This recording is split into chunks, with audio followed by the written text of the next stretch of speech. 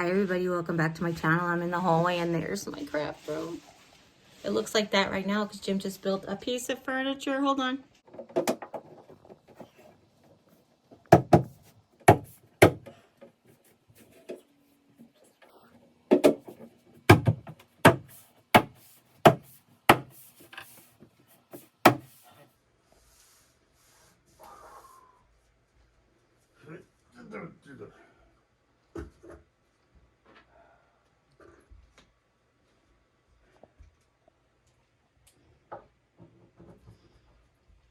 What's that bowl for?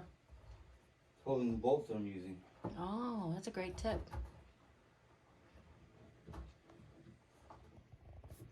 Where'd you get that great tip from?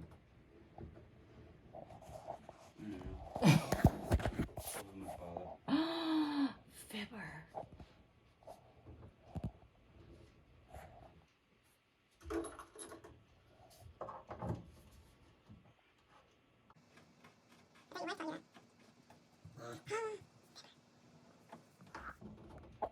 What is that you're using? It's actually something they had in the kit. It was the Allen wrench that you're supposed to use with this little black handle thing that you're supposed to be able to slip the Allen wrench in, and it just acts like a... Oh, very cool. We never got one of those before. Nope. Is that an upgraded IKEA tool? I guess. All right. Go IKEA. Okay, I don't know what's wrong here.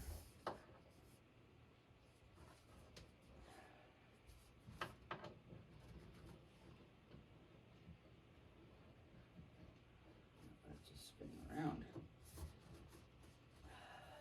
Well, don't force it.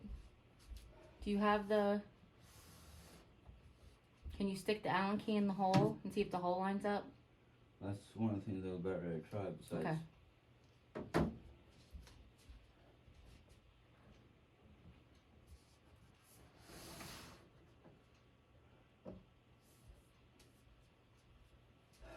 Where are you going?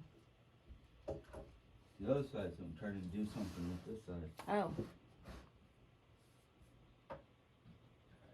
You are going to be a pain in my butt, aren't you? You sure there's no front and back to that top, right? Yeah, there is, and I've got it according to... Oh, okay. Gotcha. Okay. So maybe that was the problem. I know I can't go in yet because look, carpet, but look. I've got my cubies. The cubies are going to be closer to my desk. I'll be able to wheel around between the two and it's going to be very exciting. He just put the light on. But I will tell you, I asked him to measure the furniture like we did in the planning stages for the bedroom and the office space. You measure out all the furniture, you cut out little templates, and you can rearrange the furniture on a piece of paper. You just get yourself some grid paper and a good ruler and some, minor math skills.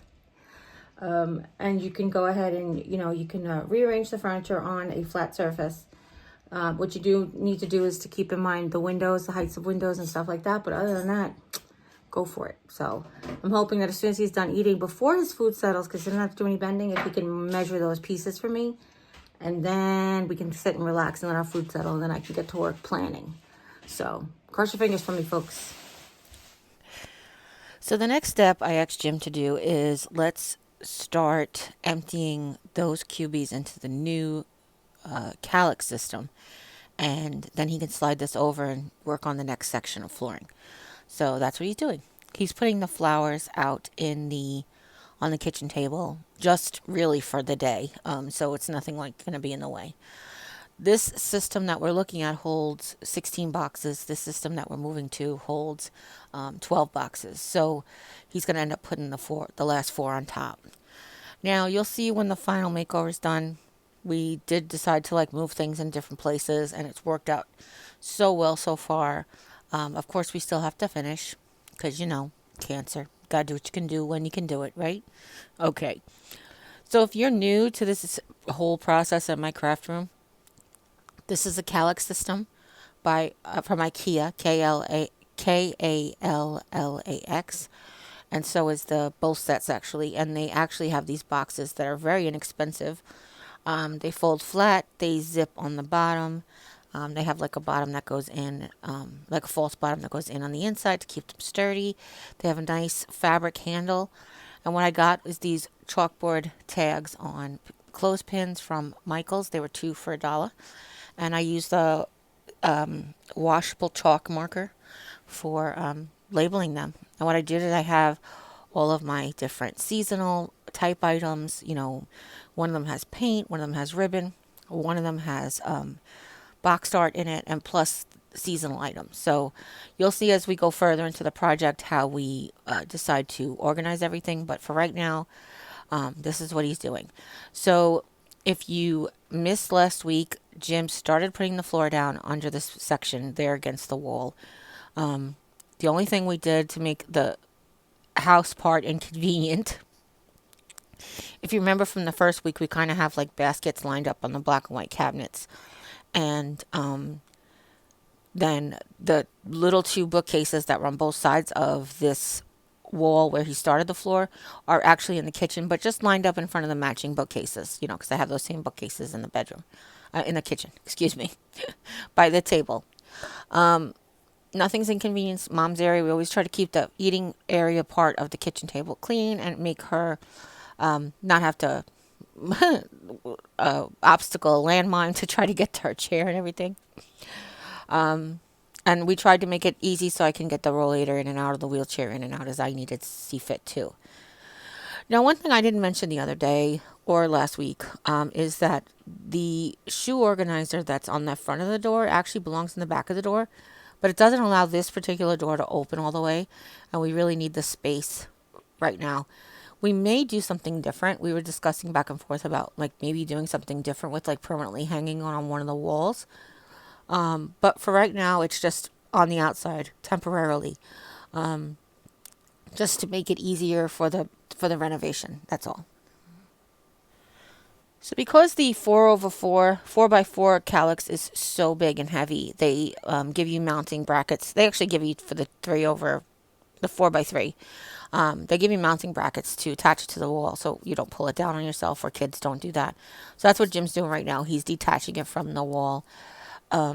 He was like, I don't remember attaching this to the wall. I was like, I don't remember attaching it to the wall either, because it was on carpet and we just felt it was really like leaned back against the wall. It was not necessary, but I guess we did.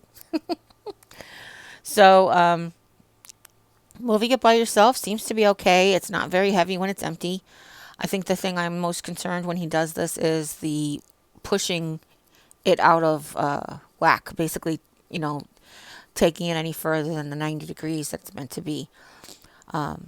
So for right now, he's just going to put it out in front of the existing cabinet. But first he's going to sweep the floor and get some more floor tiles down, because he did realize just about that point that he doesn't have enough floor tiling down to get in front of that other Kallax system. So he's basically going to like put this big one in front of the one that he just filled. So that's when he realized that he didn't have enough flooring down. So he moved the system, pulled up a little tiny strip of the carpet, and now he's laying down some more floor tiles, which you guys know if you've been around for a while. It's a super easy project.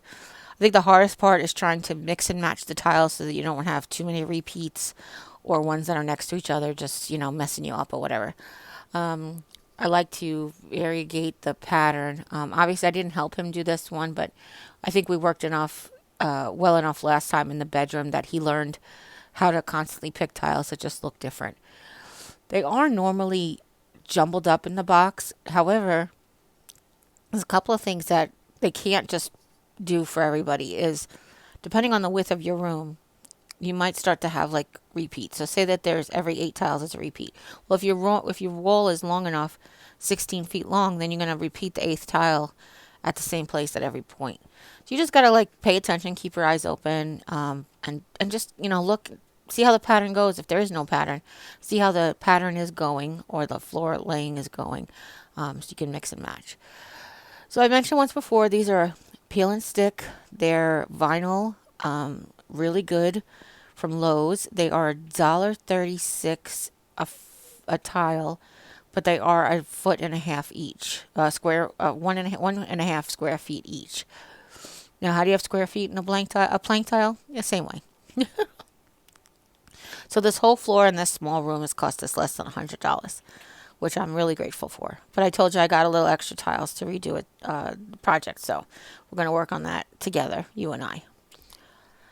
So for this project, all you need is Jim is using the square from Dollar Tree. He's using the actually he was using the X-Acto knife from Dollar Tree, but now I think he's using his box cutter and a Sharpie perhaps to mark when you have to cut, depending on how you like to work. A little hand broom would be good. Clean out all those little debris pieces that hug along the tile. And then if you can't finish the whole project in one day, clear packing tape works really good to seal the edges so that you don't get debris that will stick between the planks. That's the best piece of advice I can give you. They naturally have a little bit of space to give a little bit. So if you get junk stuck between them, then you'll see that you might cause like buckling or popping up or stuff. So you want to be careful of that, okay?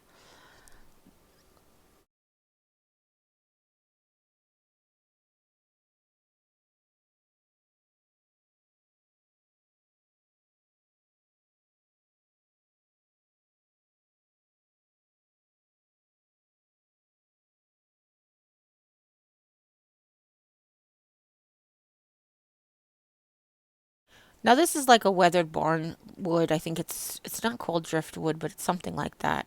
I'll try to find the link and put it in the description box down below. Hopefully I will remember to do that.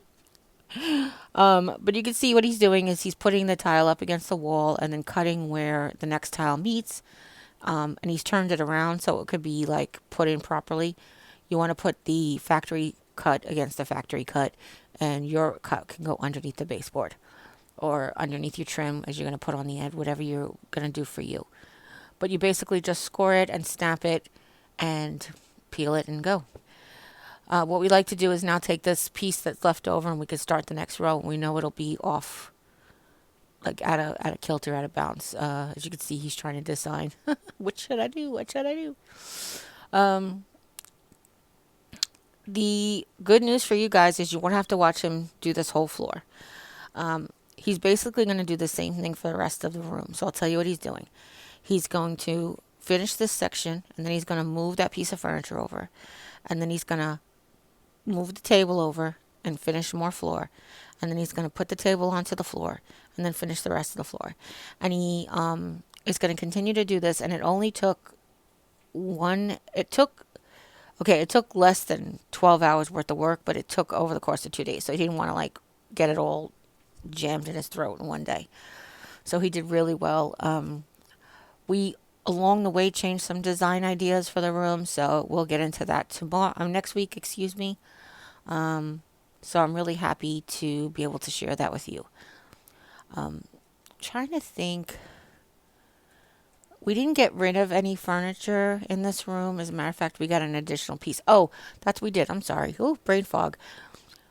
Originally in this room, there was a black couch that is now at the end of my bed.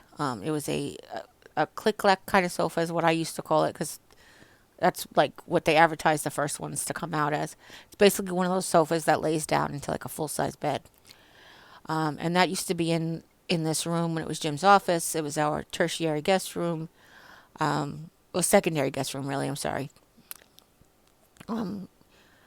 And we've moved that to our room instead, so Jim can have a place to sit comfortably and game, or fold laundry, or do beds, whatever he feels like doing there at the couch. So we do have more room in here, floor space wise, even with the new system. Because the new system doesn't take up quite as much real estate on the floor. So I'm going to have more room to walk around and to work around the whole area, which I'm really excited about. I can't wait to start feeling better and getting in there and start doing some work. So I'm pretty excited for that. But there is still some more organizing and cleaning to do before we get into the crafting. Okay? Did we touch on everything with this floor? I think we did. If you guys have any questions about the floor or the flooring or the process, please let me know in the description box. No, please let me know in the comments down below. We also, like I mentioned, we have a whole series of videos on we laid this floor, in our bedroom the first time, as far as like details and cutting and instructions on how to lay it properly and conveniently and tips and tricks and all that stuff. So if you have any questions, go ahead and leave them in the comments. Now, just like we did in our bedroom, we're going to do a section at a time, move the furniture onto the done section, and then move on to the next section and go that way. We don't have a garage to throw furniture in for the day. We don't have that kind of convenience. So this is what it looks like part-time, and now it looks finished. This is what it looks like all done. I love it. It's just absolutely beautiful. So stick around. We're going to do more room organizing coming soon. And if you have any questions, you know what to do. And if nobody's told you that you're loved, remember that we love you. And as always, you guys take care. God bless. We'll see you next time. Bye.